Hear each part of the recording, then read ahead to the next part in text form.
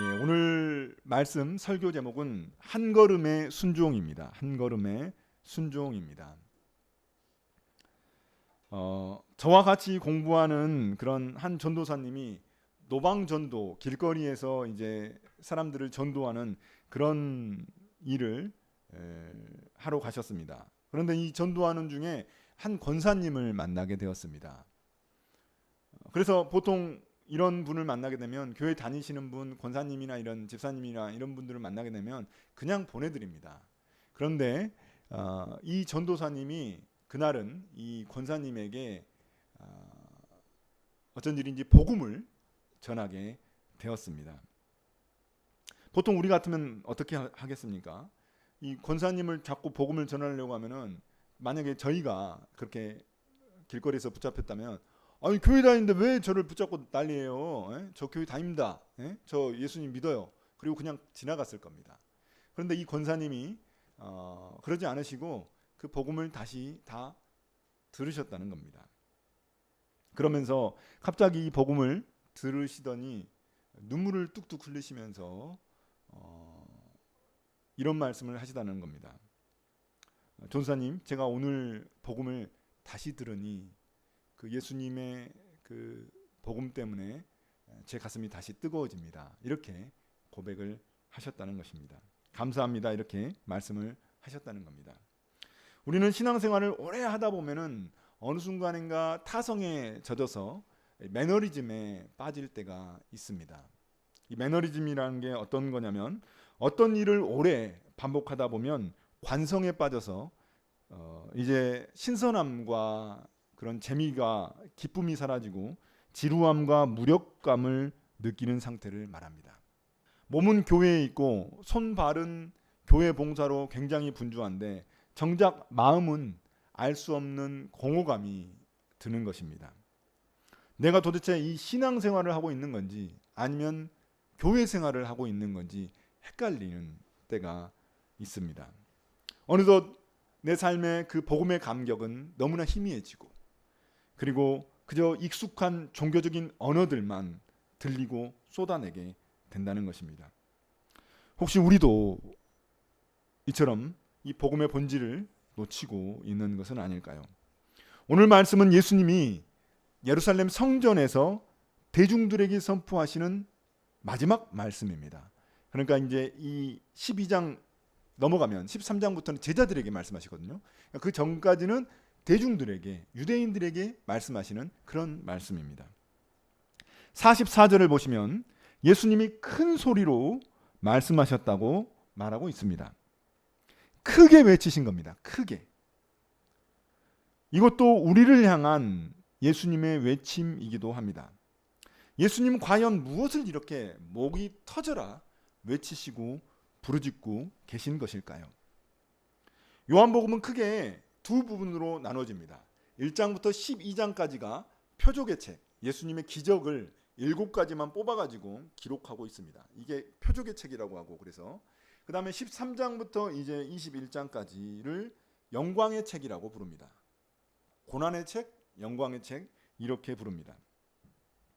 우리가 지금 읽고 있는 이 부분은 그래서 표적의 책, 기적의 책, 예수님의 그 기적을 통해 예수님이 누구신지를 드러내고 있는 마지막 부분입니다. 여러분 마지막은 다 굉장히 중요하잖아요. 사람도 마지막 그 유언처럼 남긴 말이 중요하고 마지막 부분이 중요합니다.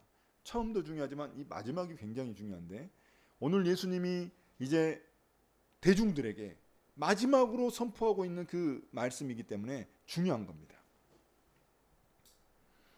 이제 이 13장으로 넘어가게 되면 이제 예수님의 십자가의 길이 등장하게 됩니다. 예수님이 십자가를 향해 뚜벅뚜벅 걸어가시는 그 장면이 등장합니다. 예수님은 이 마지막 말씀을 성전에서 대중들에게 정말 목이 터져라고 절규하시면서 그들에게 선포하고 계신 것입니다. 44절 45절 예수님의 그 간절한 선포입니다. 예수께서 큰 소리로 말씀하셨다. 나를 믿는 사람은 나를 믿는 것이 아니라 나를 보내신 분을 믿는 것이요 나를 보는 사람은 나를 보내신 분을 보는 것이다. 어떤 의미입니까? 너희들이 나를 믿는 것이 아니라 너희들이 나를 믿으면은 하나님을 믿는 것이고 너희들이 나를 보면 나를 보는 것이 아니라 하나님을 보는 것이다라는 그런 이야기입니다. 그 말은 무엇이냐면 내가 곧 하나님이다라는 그런 의미입니다. 예수님이 자기 자신이 하나님이라는 사실을 다시금 대중들에게 선포하고 있는 겁니다. 그들이 믿지 못하기 때문에 다시 선포하시는 것입니다. 그런데 이 말씀을 어디서 하고 계시나요? 성전에서 하고 있습니다. 성전. 그 거대한 예루살렘 성전에서 선포하십니다. 이 장소가 주는 의미가 매우 큽니다. 성전은 유대인들이 하나님의 말씀을 듣고 공부하고 예배하는 곳입니다. 그들은 평생 이 예루살렘 성전을 드나들면서 하나님을 만나기를 간절히 원합니다. 그런데 정작 이 성전의 주인이신 하나님이신 예수님이 눈앞에 서 있는데도 불구하고 그들은 그 하나님을, 그 예수님을 알아보지 못합니다. 12장까지, 요한복음 1장부터 12장까지 7개의 놀라운 기적들이 일어났음에도 불구하고 예수님을 알아보지 못한다는 것입니다. 왜냐하면 그들의 마음 문을 닫아버렸기 때문입니다. 기적은 기적이고 그거하고 아무 상관없는 겁니다. 예수님하고. 우리는 엄청난 기적들을 보면은 잘 믿을 것만 같습니다. 제가 아는 분도 예수님 믿으라고 이렇게 권면하면 이분도 그런 이야기를 합니다. 나한테 기적이 일어나면 믿겠다. 나한테 아무 일도 안 일어나면 뭐 기적도 나한테 뭔가 기적을 보여주면 내가 믿겠다. 이런 이야기를 합니다. 그런데 과연 기적을 본다고 해서 예수님을 믿을까요? 우리가 요한복음 1장부터 12장까지 보면은 7가지 기적 중에 7번째 기적이 죽은 사람이 살아나는, 죽은 나사로가 다시 살아나는 그런 기적이었습니다. 그 기적을 보고도 믿지 않고 예수님을 죽이려 합니다. 기적이 진짜 믿음을 만들어내지 못한다는 것입니다. 왜일까요? 왜냐하면 이 유대인들은 그 많은 기적을 보고도 왜 믿지 못했을까요? 그 이유는 그들이 원하는 메시아가 아니었기 때문입니다. 그들이 원하는 메시아가 있어요. 그들이 바라고 원하는 메시아가 있는데 예수님은 거기에 속하지 못한 겁니다. 자신들의 욕망을, 자신들의 욕심을 채워줄 메시아가 필요한데 예수님은 자신들을 꾸짖고 책망하고 나무라고 하니까 싫은 겁니다. 그래서 그들은 심지어 이런 기적을 베풀면서 자기 자신을 하나님이라고 선포하고 있는 이 예수님을 죽이려고 합니다. 원래 죽이는 것은 유대인들의 그 율법에서 금지되어 있는 일입니다. 그런데도 불구하고 예수님을 죽이려 한다는 것입니다. 굉장히 모순된 것이죠. 그러니까 하나님을 예배한다고 성전에 모여 있음에도 불구하고 그 눈앞에 있는 하나님, 인간의 육신을 가지고 이 땅 가운데 오신 그 하나님이신 예수님을 알아보지도 못하고 예배하지도 않고 있다는 것입니다. 이것이 바로 오늘날 우리도 경계해야 할 굉장히 위험한 일입니다. 예수님은 이렇게 말씀하십니다. 나를 믿는 것이 곧 하나님을 믿는 것이고 나를 보는 것이 하나님을 보는 것이다. 이것이 바로 우리 신앙의 핵심입니다. 우리가 하나님을 믿죠. 하나님을 믿는데 그 하나님을 만날 수 있는 유일한 방법이 있습니다. 하나님을 만날 수 있는 유일한 방법은 예수님을 통하는 수밖에 없습니다. 하나님은 너무나 거룩한 분이시기 때문에 죄인인 우리가 하나님을 직접적으로 만날 수 있는 방법은 없습니다. 하나님을 만나려고 하면 우리는 죽고 맙니다. 마치 태양이 너무 뜨겁잖아요. 그래서 태양 가까이 가면 타 죽는 것처럼 하나님이 너무 거룩하시기 때문에 죄를 가지고 있는 인간은 하나님 앞에 나아갈 수가 없습니다. 그런데 하나님 앞에 나아갈 수 있는 유일한 길이 있는데 그것이 바로 예수님을 통해서입니다. 예수님밖에 없습니다. 그래서 우리 신앙의 핵심은 예수님입니다. 예수님을 만나는 것이 중요한 것입니다. 왜냐하면 예수님을 통해서 우리는 하나님을 알아가고 예수님을 통해서 하나님을 만나기 때문에 그렇습니다. 그래서 예수님의 말씀을 듣는 것이 곧 하나님의 말씀을 듣는 것입니다. 또한 예수님의 성품을 닮아가는 것이 곧 하나님의 마음을 알아가고 닮아가는 것입니다. 성경에 구약이 있습니다. 39권의 구약이 있고 27권의 신약이 있습니다.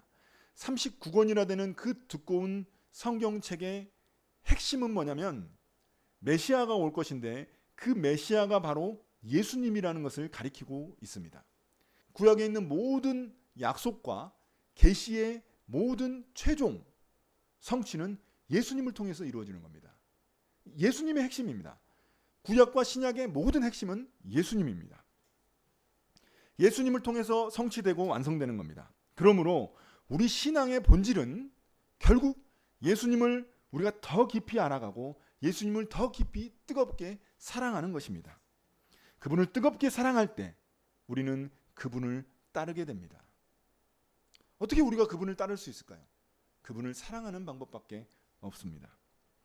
우리가 신앙의 매너리즘에 빠지게 되는 이유는 이러한 진리를 놓치기 때문입니다. 저는 교회에서 성도들끼리 다투는 이야기를 많이 들은 적이 있습니다. 교회 청소 때문에 다투기도 하고, 또 교회 식당 봉사 때문에 다투기도 합니다. 식당 봉사하는 그 자리가 굉장히 엄청난 자리더라고요. 그 식당 봉사를 누가 하느냐에 따라서 교회의 그 권력의 중심이 왔다 갔다 하는 그런 정도라는 이야기를 들은 적이 있습니다.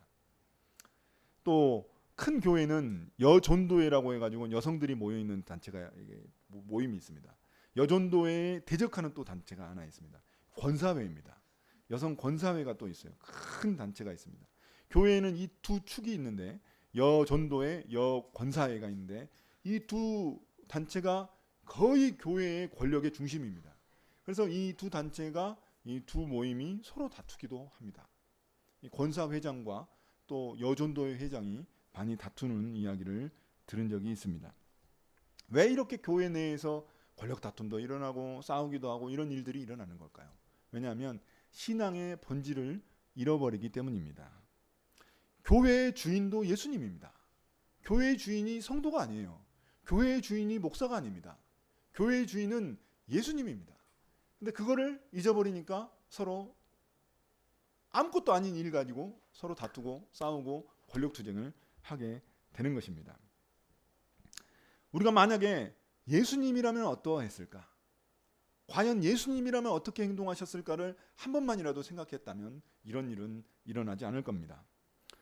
우리도 신앙의 이름을 말하면서도 정작 예수님의 마음과는 너무나 멀리 떨어진 모습들이 있습니다.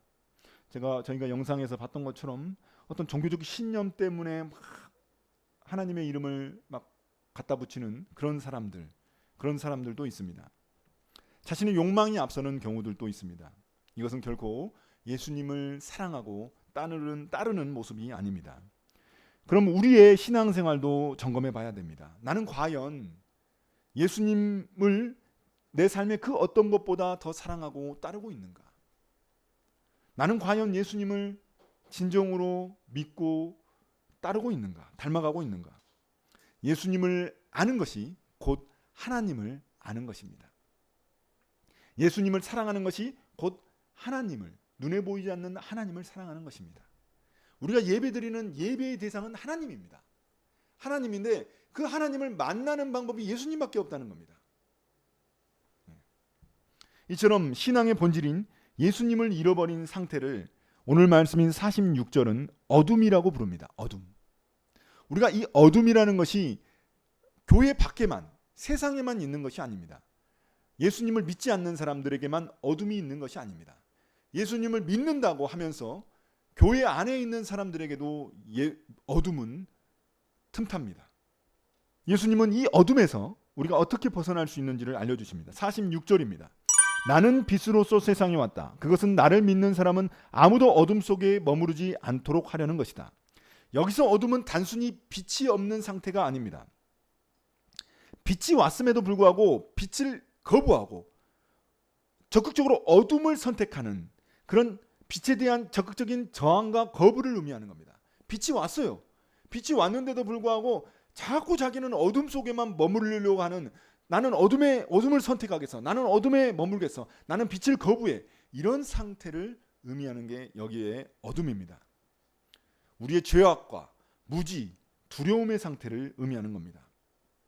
앞서 유대인들은 예수님이 7가지 기적을 통해 자신을 증명했지만 믿기를 거부했습니다. 왜냐하면 자신들의 입맛에 맞는 메시아가 아니었기 때문입니다. 42절에 보면 어떤 이들은 예수님을 믿었지만 드러내지 못했다고 말하고 있습니다. 왜일까요? 유대인 공동체에서 쫓겨날까 봐 두려웠던 겁니다. 유대인들은 종교 공동체입니다. 그들은 정치, 사회, 종교가 다 하나로 뭉쳐 있는 겁니다. 뭐 이란 같은 나라는 거죠. 사우디 뭐 이런 나라. 이런 나라라서 유대교에서 쫓겨나게 되면은 사회생활을 못 하게 됩니다. 경제 활동도 못 하게 됩니다. 그냥 완전히 말라 죽는 삶이 되는 겁니다. 그래서 이 유대교에서 쫓겨난다, 출교당한다는 것은 굉장히 큰 일입니다. 인생에서 모든 손해를 감내해야 하는 진짜 굶어 죽을 수도 있는 그런 일입니다. 그것이 두려웠기 때문에 예수님을 믿는 것을 드러내지 못했다는 것입니다. 이런 어둠에서, 이런 두려움에서 벗어날 수 있는 방법은 무엇일까요? 이건 역시 믿음밖에 없습니다. 하지만 어떤 믿음이냐가 중요합니다. 과연 무엇이 예수님을 믿는다고 말할 수 있을까요? 단순히 내 입으로 내가 예수님을 믿습니다 라고 말한다고 해서 진짜 믿음이 아닙니다. 내가 지적으로 머릿속으로 예수님을 믿습니다 하는 그런 지적인 동의나 내 입술의 고백이나 내가 예수님을 믿습니다 하면서 내 마음에 뭔가 변화가 온다는 이런 마음의 감정의 동요가 진짜 믿음이 아닙니다. 47절 48절을 보시겠습니다.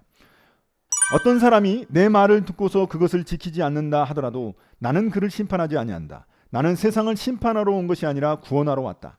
나를 배척하고 내 말을 받아들이지 않는 사람을 심판하는 분이 따로 계시다. 내가 말한 바로 이 말이 마지막 날에 그를 심판할 것이다. 어떤 의미입니까? 예수님께서 자기가 심판하지 않지만 하나님이 마지막 날에 심판하신다는 겁니다.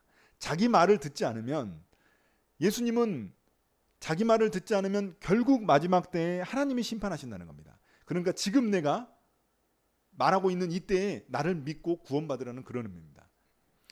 그럼에도 불구하고 계속 내 말을 듣지 않고 어둠을 선택해서 어둠에 머무르고 있으면 결국 하나님의 심판을 받는다는 이야기입니다. 그런데 여기서 심판받는 이유를 말씀하실 때 뭐라고 말씀하십니까? 내 말을 듣고서 그것을 지키지 않는 것에 대한 이야기를 하십니다. 예수님의 말씀을 듣고도 따르지 않는 그런 사람에 대한 이야기입니다. 그러니까 예수님의 말씀을 듣고 따르지 않는 사람도 여전히 어둠 속에 있다는 것을 의미하고 있는 겁니다. 예수님을 안 믿고 거부한다고 그것만 어둠 속에 있는 것이 아니라 예수님의 말씀을 듣고도 삶에서 따르지 않고 순종하지 않고 행하지 않으면 그건 역시 어둠에 있는 것과 같다는 이야기입니다. 그런 사람도 계속해서 그 어둠에만 머무르려고 하면 결국 하나님의 심판을 받는다는 이야기입니다. 그러므로 교회만 나온다고 해서 예배만 드린다고 해서 하나님의 심판에 벗어나 있다고 생각하면 큰 착각이고 오산입니다. 하나님이 우리를 구원하시고 또는 심판하시는 그 기준은, 절대적인 기준은 오직 말씀에 있습니다. 내가 입술로 고백하느냐 마느냐, 예배를 드리느냐, 교회에 오느냐, 이게 아니고 말씀에 있습니다. 그 말씀에 순종하느냐 순종하지 않느냐에 따라서 우리의 운명이 결정되는 것입니다. 갈리는 것입니다. 처음에는 우리가 말씀에 순종하지 않는 것이 단순히 우리의 연약함 때문이라고 핑계댈 수 있습니다. 언제 하나님의 말씀을 다 우리가 지키고 삽니까? 어떻게 하나님의 말씀을 다 순종하고 삽니까? 내가 연약하잖아요. 내가 연약하고 육신이 연약하고 순종하고 싶은데 못합니다 라고 이렇게 우리의 연약함을 탓할 수도 있습니다. 핑계를 댈 수도 있습니다. 그러나 계속 그 핑계가 계속되고 계속 하나님의 말씀에 불순종하는 삶이 반복되면 결국 그것은 완악함이 됩니다. 완악함은 뭐냐면 내 고집, 나는 거부하겠어, 저항하겠어, 이런 어둠으로 변하게 됩니다. 그래서 결국 예수님을 배척하고 예수님의 말씀을 받아들이지 않게 되는 것입니다. 제가 이렇게 말씀드리면 이렇게 생각하는 사람들도 있습니다. 우리는 행위로 구원받는 것이 아니지 않습니까? 우리는 믿음으로 구원받지 행위로 구원받는 것이 아닌데 왜 하나님의 말씀의 순종 여부에 따라 우리의 운명이 결정된다고 말씀하십니까? 이렇게 질문하는 사람이 있을 수 있습니다. 하지만 성경은 결코 믿음과 행위를 따로 분리하지 않습니다. 진짜 믿음은 반드시 행동을, 순종을 동반한다고 이야기하고 있습니다. 그래서 야고보서는 행함이 없는 믿음은 죽은 믿음이라고 이야기합니다. 죽은 믿음이 무슨 소용이겠어요? 믿음이 죽었어. 그럼 어떻게 구원받겠습니까? 그러므로 말씀에 순종하지 않으면서 단순히 내가 예수님을 믿는다는 그런 입술의 고백이나 지적인 동의나 감정의 동요는 별 의미가 없습니다. 그렇다면 우리 삶의 순종도 돌아봐야 하지 않을까요? 예수님을 사랑한다면 과연 계속해서 그분의 말씀을 따르지 않고 불순종하면서 살 수 있을까요? 우리가 날마다 이 묵상책을 통해서, 매일 성경이라는 이 책을 통해서 묵상하는 이유도 결코 하나님의 말씀을 더 지적으로 알기 위해서, 내가 하나님을 더 그냥 배우기 위해서, 하나님의 말씀을 더 배우기 위해서가 아닙니다. 한 말씀이라도 순종하고 따르기 위해서입니다. 왜 말씀 묵상이 자꾸 숙제처럼 여겨지고, 맨날 목사님이 강조하니까 그냥 억지로라도 한번 봐야지, 막 숙제처럼 여겨지고, 막 싫어 죽겠는데 막 억지로 해야 되고, 막 감동도 없고 기쁨도 없고 그럴 때가 있지 않습니까? 그럴 때 필요한 것은 더 많은 배움이 아닙니다. 내가 성경을 더 많이 알아야 되고 뭐 이런 게 아닙니다. 그게 아니라 한 말씀이라도 실천하는, 순종하는 그 자세입니다. 그 태도입니다. 순종하지 않으면 묵상은 힘을 잃어버립니다. 순종하지 않으면 묵상은 기쁨을 잃어버립니다. 역동성을 잃어버립니다. 순종할 때만 말씀이 우리 삶 가운데서 살아 움직여서 우리의 삶을 변화시키는 것입니다. 그럴 때 묵상의 기쁨과 즐거움을 되찾게 되는 것입니다. 제가 에스라 성경대학원대학교에서 말씀을 묵상할 때의 일입니다.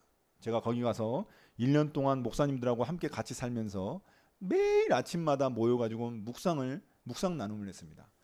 목사들끼리 묵상 나눔을 한다고 해서 막 엄청 더 막 엄청난 막 은혜가 막 쏟아지고 막 그런 건 아닙니다. 목사들끼리 묵상을 한다고 해도 뭐 그렇게 뭐 몸이 건조할 때도 있고 막 그럴 때도 있습니다. 그런데 저는 그때 말씀을 묵상하면서 하나님의 큰 은혜를 경험했거든요. 저에게는 두 번째 거듭남이라고 말할 수 있는, 진짜 두 번째 진짜 회심이라고 말할 수 있는 그런 순간을 맞이했습니다. 그 이유는 뭐였냐면은 제가 그 말씀 안에서 막 더 깊이 연구할 수 있고 그 말씀을 더 깊이 깨달았고 뭐 그런 게 아니고, 그 말씀을 함께 나눌 때 하나님이 저에게 주셨던 감동이 있습니다. 근데 그 감동을 제가 어떻게든 순종하려고 했기 때문입니다. 순종하려고 하니까 그게 얼마나 기쁨이 되는지를 깨달았기 때문입니다. 제가 예전에 영국에서 공부할 때 저의 사물함에 누군가 몰래 한 학기 등록금을 내준 적이 있습니다. 그 누가 내준지 몰랐습니다. 그게 한 450만 원 정도 되는 돈이었는데 누가 내준지 몰랐습니다. 그런데 나중에 이제 알게 됐지만 누가 내줬는지. 근데 그게 너무 감동이고 너무 감사했던 거죠. 한 학기 등록금을 다 내줬으니까 너무 감사했던 겁니다. 그래서 제가 그 에스라 성경대학원 대학교에서 함께 목사님들하고 묵상하는데 그 생각이 나는 겁니다. 갑자기 나한테 그 450만 원 그 등록금을 몰래 내주었던 그 사람이 생각나는 겁니다. 그래서 저도 그 전날 어떤 목사님이, 가난한 목사님이 계셨는데 그 목사님이 가족들하고 한 번도 휴가를 못 갔다는 그런 이야기를 들었습니다. 그 휴가를 못 갔다고 해가지고 그 얘기가 이제 생각이 나가지고, 내가 이 목사님을 좀 도와드려야 해가지고 등록금을 줄 수는 없지만, 그 목사님의 등록금을 줄 수는 없지만 제가 약간의 돈을 뽑아가지고 그 목사님 사물함에 몰래 놔두고 왔습니다. 제가 제 선행을 자랑하려고 하는 것이 아니라 제가 순종해서 그 기쁨이 얼마나 컸는지를 말씀드리려고 하는 겁니다. 그 기쁨이 있어요. 아무도 몰라요. 아무도 몰라요. 아무도 모르고 하나님과 저만 아는 거죠. 근데 그걸 순종했을 때 그 기쁨이 있었어요. 그래서 그 순종의 기쁨이 있구나라는 걸 깨달았다는 겁니다. 그래서 묵상은 그냥 묵상만 하고 끝나면 아무 별 의미가 없어요. 묵상도 이제 점점 매너리즘에 빠집니다. 그런데 그 묵상의 한 말씀이라도 하나님이 나에게 주신 감동이 있다면 그것을 순종하고 실천했을 때, 행동으로 옮겼을 때 놀라운 기쁨과 놀라운 감동을 받게 된다는 것입니다. 우리가 말씀에 순종해야 하는 이유는 하나님의 심판이 두렵기 때문이 아닙니다. 나 지옥 갈까 봐 내가 말씀에 순종해야지. 그럼 무거운 짐이 되는 거죠. 나 지옥 갈까 봐 무거운 짐이에요, 그러면. 그게 아니라 빛 대신 예수님의 말씀에 순종할 때 우리가 우리의 영혼이 어둠에서 벗어나 주님이 약속하신 풍성한 삶을 누릴 수 있기 때문입니다. 순종은 우리를 억압하는 멍해가 아닙니다. 순종은 우리의 영혼을 다시 뜨겁게 만드는 생명의 불꽃입니다. 사랑하는 성도 여러분, 이제 오늘 말씀을 마무리하겠습니다. 오늘 우리는 예수님의 그 목이 터져라 외치시는 외침을 들었습니다. 아무리 기적을 베풀어도 믿지를 않으니까 마지막에는 구원과 심판의 말씀을 선포하시는 겁니다. 야, 믿어라. 내가 기적을 베풀어도 안 믿고 내가 이렇게 목이 터져라 외쳐도 믿지를 않으니 어떡하겠나? 그렇게 외치시는 겁니다. 성전이라는 가장 거룩한 곳에서 있음에도 불구하고 그들은 정작 빛이신 예수님을 알아보지도 못하고 예배하지도 못하고 심지어 죽이려 하는 모습까지 보였습니다. 어쩌면 이렇게 어둠 가운데 있는 유대인들의 모습이 우리의 모습일지도 모릅니다. 서론에서 말씀드린 그 권사님의 이야기를 다시 한번 떠올려 보십시오. 수십 년 동안 신앙생활을 한 50년 50년 하셨을 거 아니에요, 권사님이면.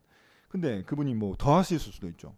그런데 그분이 수천 번 들었을 그 복음의 메시지, 그 메시지를 듣고 왜 눈물을 흘리셨을까요? 너무나 익숙해 있었던 그 말씀이 다시 새롭게 들렸기 때문입니다. 그 익숙함이라는 그 두꺼운 그 영혼의 껍질을 뚫고 복음의 빛이 그 영혼에 비추었기 때문입니다. 복음은 예수님 처음 믿을 때 듣고 그냥 내 방 어딘가에 그냥 처박아 놓는 그런 골동품이 아닙니다. 오늘 내 삶을 다시금 뜨겁게 만드는 현재 진행형의 사건입니다. 진실한 믿음을 위해 뭐 엄청난 기적이나 대단한 신학적 지식이 필요한 건 아닙니다. 영혼을 다시 거듭나게 하고 내 영혼의 윤기가 다시 흐르고 내 영혼의 기쁨이 다시 소생하는 것은 성경에 대한 많은 지식이 아니라 한 말씀이라도 내가 순종하려는 그 삶의 태도입니다. 내가 묵상 중에 떠오른 그 하나님의 말씀을 순종할 때입니다. 제가 동료의 그 사물함의 작은 사랑을 표현했던 것은 정말 작은 한 걸음의 순종일 뿐입니다. 그러나 그 순종을 통해 내 영혼의 기쁨을 되찾을 수 있었습니다. 우리 신앙의 핵심은 예수님입니다. 모든 성경 말씀의 정수도 핵심도 예수님입니다. 예수님을 따르지 않으면 신앙생활을 하면 할수록 공허함만 커질 뿐입니다. 말씀을 아는 것에서 넘어서 말씀에 순종하는 삶, 그 삶이 우리의 영혼에 빛을 비추고 우리의 영혼에 생명력을 더해주는 것입니다. 하나님은 우리에게 엄청난 거대한 순종을 요구하시는 것이 아닙니다. 그냥 작은 발걸음, 순종의 작은 발걸음, 그 발걸음 하나를 요구하십니다. 한 말씀이라도 붙들고 순종하려는 그 마음의 태도를 주님은 중요하게 보십니다. 그 복음이 우리의 영혼을 회복시킵니다. 오늘 우리를 향해 목이 터져라 외치시는 예수님의 음성을 우리가 다시 듣기를 원합니다. 이제 12장까지의 그 표적이 쫓는 삶, 불신앙의 삶을 떠나 주님의 영광, 주님의 고난에 함께 동참하는 그런 제자의 삶으로 바뀌어야 하는 줄 믿습니다. 그래야 우리가 이제 13장부터 또 요한복음을 쭉 묵상할 거 아니겠습니까? 이제 13장부터는 무거운 말씀입니다. 예수님의 그 십자가 지는 그 말씀인데 그 고난과 영광의 그 말씀을 우리가 이제 읽어 나가야 합니다. 묵상해 나가야 합니다. 저는 우리 삶의 그 신앙의 매너리즘이 떠나가고 주님의 그 우리의 삶이 주님의 임재로 가득 찬 그런 13장부터 시작되는 영광의 책이 되기를 간절히 소망합니다.